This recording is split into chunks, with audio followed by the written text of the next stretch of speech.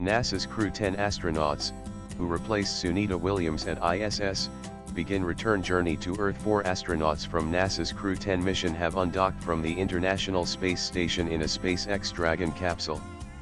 They are heading back to Earth after spending 5 months working at the space station and are expected to splash down in the ocean off the U.S. West Coast on Saturday. U.S. astronauts Mission Commander Anne McClain and Nicole Ayers, along with Japanese astronaut Takeya Onishi and Russian cosmonaut Kirill Peskov, boarded the Dragon capsule for a 17.5-hour trip back to Earth. Their splashdown will take place in the ocean off California's coast. The crew was launched to the ISS on March 14 for a routine mission to replace the Crew-9 team. Crew-9 members included NASA astronauts Butch Wilmore and Sunita Williams. Crew-10 made major contributions to scientific research and technology demonstrations aboard the ISS.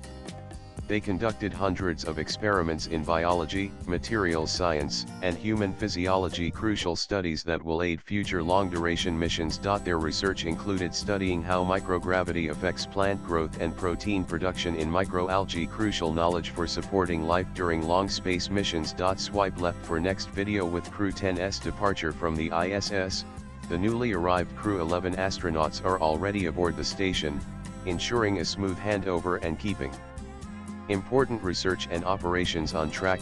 With Reuters Input's latest vlogs.